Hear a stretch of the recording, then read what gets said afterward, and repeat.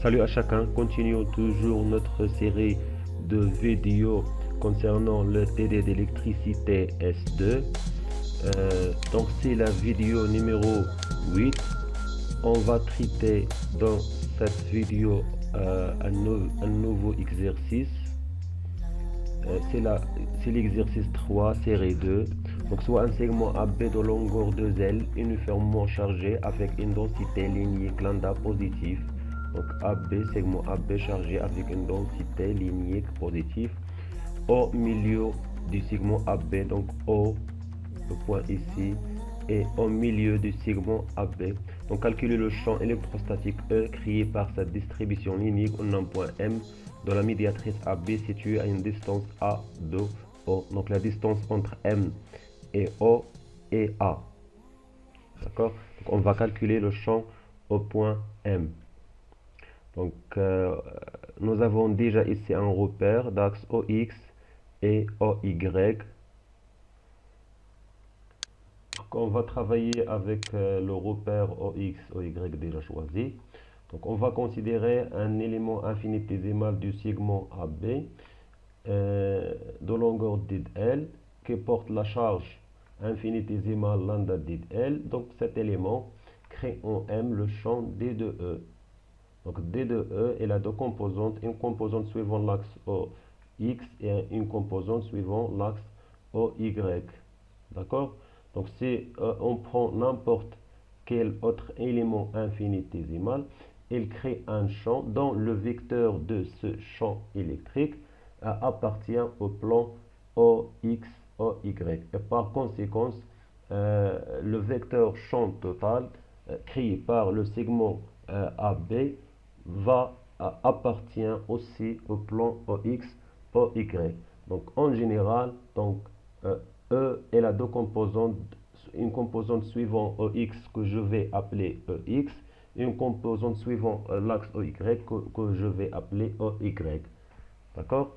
Donc pour le champ infinitésimal D de E, il a aussi deux composantes, une composante suivant D de EX, et une composante suivant OX qui est D de EX, et une composante suivant OY qui est D de Y. Donc elle est égale, donc ici je vois que D de X est de sens opposé que I, le vecteur unitaire suivant OX. Donc alors elle est égale, donc D de X est égal à moins D de X fois I. Donc ici D de EX c'est le module du vecteur D de EX. D'accord?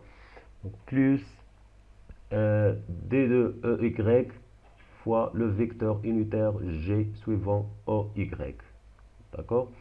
Donc on va calculer chaque composante séparément. Donc on va calculer D de X puis D de Y. Donc, pour faciliter un petit peu le calcul, vous pouvez considérer les symétries. Donc le plan ABM est un plan de symétrie et le plan qui passe par OY est perpendiculaire à AB est un plan de symétrie aussi, et par conséquent le vecteur champ total va appartenir à l'intersection de ces deux plans, alors elle est suivant OY. D'accord? Donc le champ total créé par AB sera suivant l'axe OY. Donc si j'intègre sur la composante D de EX, donc je vais trouver 0. Donc la composante de E suivant EX est égale à 0 puisque E est porté par l'axe OY. Donc elle a une seule composante suivant EY qui est EY fois G. Donc EX est égal à 0. Donc lorsque j'intègre sur D de X, je vais trouver 0. Mais vous devez la calculer une seule fois pour s'assurer qu'il est vraiment égal à 0. Donc un élément lambda d de L crée en M un champ D de E est égal à 1 sur 4 pi epsilon 0 lambda d de L sur R au carré, avec L et la distance entre le centre O du segment AB et l'élément de longueur D de L, l'élément considéré. Donc D de E est égal à 1 sur 4 pi epsilon 0, c'est par définition lambda D de L sur R au carré. Donc R c'est la distance entre l'élément de longueur d de L, l'élément considéré, et le point M. D'accord? Donc, on a tangente θ. Donc, θ ici, c'est la même ici. Donc, tangente θ, c'est L. C'est la longueur ici. C'est L sur A. D'accord? Sur L sur A. Donc, on va dériver tangente θ par rapport à θ. Donc, tangente θ, la dérivée de tangente θ par rapport à θ est égale à 1 sur A, puisque 1 sur A est une constante. Donc, 1 sur A. Donc, L est variable. Donc, L est variable. Donc, la dérivée de d de L par rapport à θ. Donc, or, on a tangente de x est égale prime. Donc, la dérivée de tangente x est égale à 1 sur cos carré θ. Donc, la même chose aussi. La dérivée de tangente θ par rapport à θ, c'est 1 sur cos carré θ est égal à 1 sur A fois d de L sur d de θ. Donc, ici, on cherche d de L pour la remplacer dans l'expression de d de E. Donc, d de L est égal à A sur cos carré θ dθ. Cosinus θ, c'est donc cosinus θ, c'est A sur R. Et donc 1 sur R est égal à cos θ sur A au carré. Donc on va remplacer ici 1 sur R au carré. Donc c'est cos carré θ sur A carré. Donc alors D de E est égal à lambda sur 4pi epsilon 0. Donc 1 sur R au carré c'est cos carré θ sur A au carré. Voilà. Fois D de L. D de L c'est A sur cos carré θ. Bien sûr dθ. La variable ici, c'est dθ. Et donc, d de E est égal, donc lambda sur 4pi epsilon 0 fois A, puisque le cosinus carré s'en va avec le cosinus carré. Donc, le A avec A ici, donc reste seulement A dénominateur.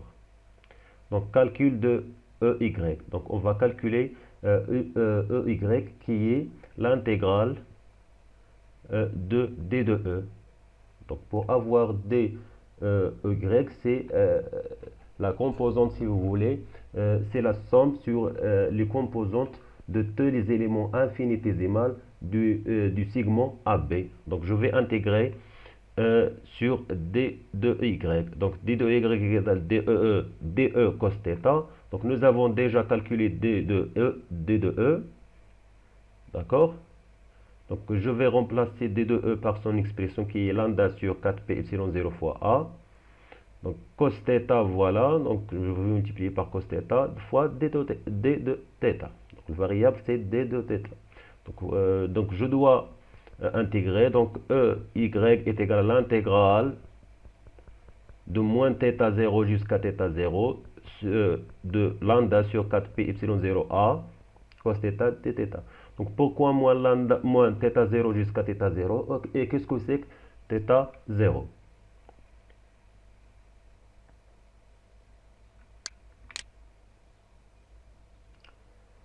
Donc, si je veux parcourir tout mon segment AB, donc je vais considérer θ0. Voilà θ0. Donc, ici, de là à là, c'est θ0. Donc, ici, c'est le sens positif. Donc, si je tourne ici, je tourne au sens contraire du sens positif choisi. Et donc, c'est moins θ. Donc, je vais intégrer de moins θ jusqu'à θ pour parcourir tout le segment AB. D'accord? Donc, je vais intégrer de moins θ0 jusqu'à θ0 de lambda sur 4pi epsilon 0 fois A cos θ dθ. Donc, EY est égal, donc tout ça c'est une constante, donc est égal à lambda sur 4pi epsilon 0 A, l'intégrale de moins θ0 jusqu'à θ0 de cos θ dθ. Donc, l'intégrale de cos θ c'est sinus θ, et donc c'est lambda sur 4pi epsilon 0 fois A, sinus θ de moins θ0 jusqu'à θ0, et donc c'est lambda sur 4pi epsilon 0 fois A fois sinus de θ0 moins sinus de moins θ0. Or, sinus de moins x, c'est moins sinus de x. Donc, sinus de x est une fonction impaire.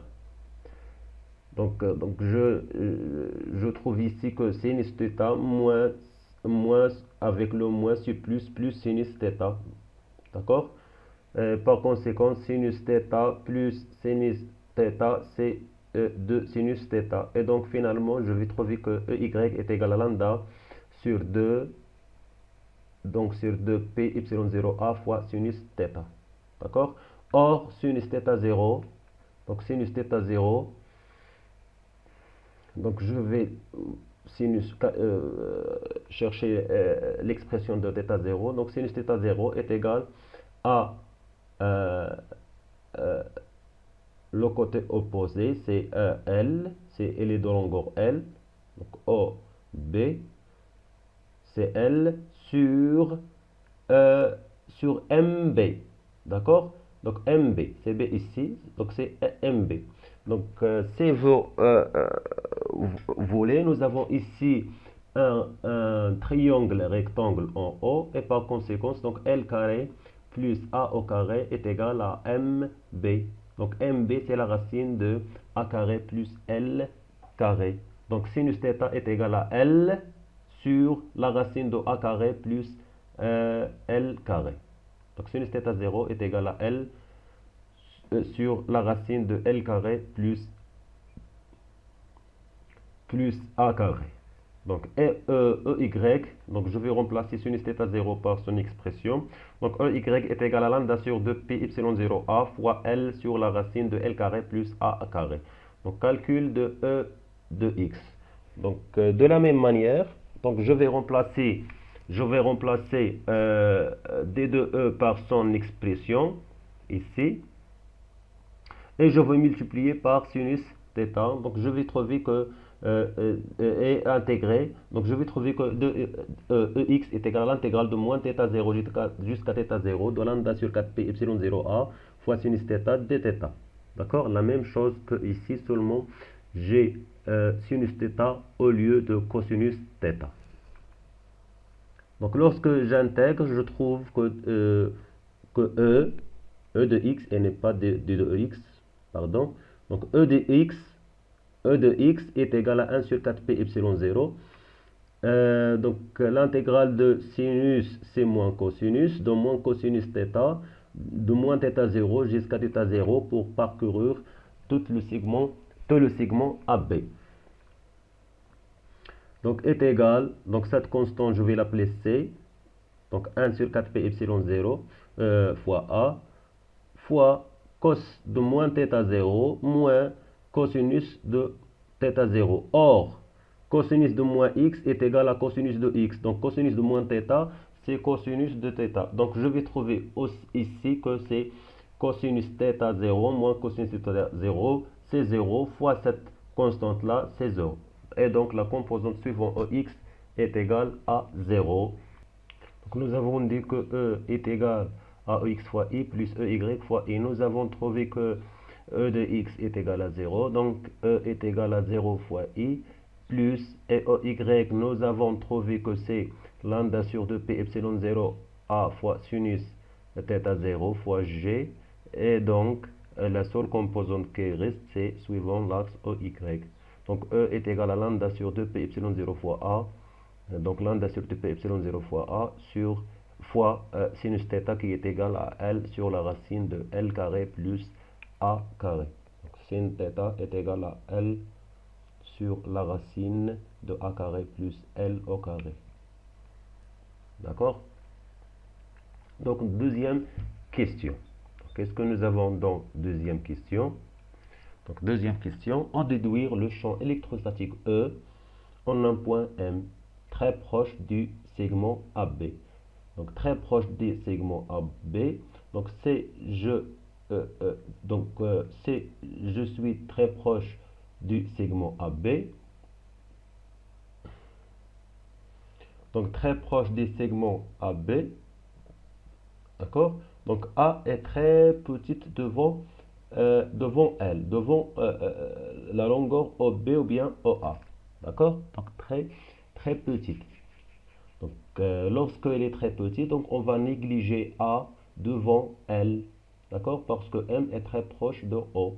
Donc on va négliger A devant L. Et par conséquent, si on néglige A, alors la racine de L carré plus A carré, donc c'est comme si A est égal à 0, est égal à la racine de L carré est égal à L. Donc on va remplacer la racine de L carré plus A au carré par L ici. Donc on va trouver que c'est lambda sur 2 P epsilon 0 fois A fois L sur L est égal à lambda sur 2 P epsilon 0 fois A. Et donc c'est le champ électrique créé par un fil infini. Donc si on considère le point M est très proche de O, c'est comme si le segment AB est infini. D'accord? Pour le deuxième cas, donc c'est deuxième cas, voilà, on revient à notre exercice. Donc c'est on déduit le champ E, on a un point M. Donc c'est M est très éloigné de l'origine O. D'accord? Donc si M est très éloigné de l'origine O. Donc M ici est très éloigné. Donc comme c'est A et B est très petite. Et donc on va négliger cette fois-ci.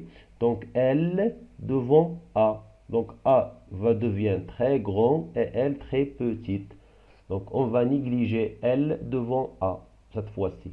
Donc L est très inférieur à A, donc la racine de L au carré plus A au carré, donc L est négligeable, donc la racine de L carré plus A carré devient presque est égale à la racine de A carré qui est égale à A. Donc on va remplacer la racine de L carré plus A carré par A. Donc on va trouver que E est égal à lambda sur 2 P epsilon 0 A fois L sur A est égal à lambda fois L sur 2P epsilon 0 A carré. Donc, or, nous avons dit Q est égal à lambda de L.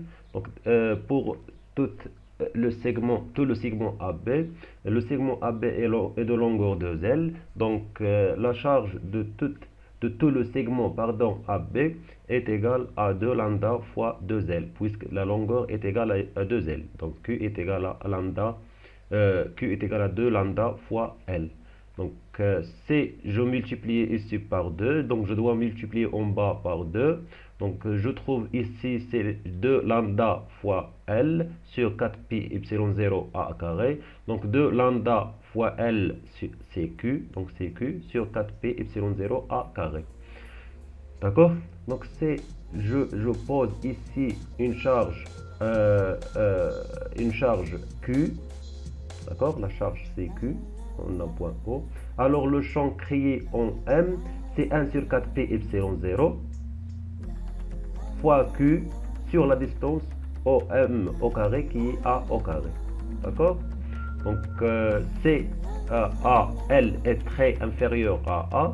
Donc AB va s'assimiler, le segment AB a une charge ponctuelle de charge Q. Donc c'est le champ créé par une charge Q en un point M distant de A. Donc merci pour votre attention.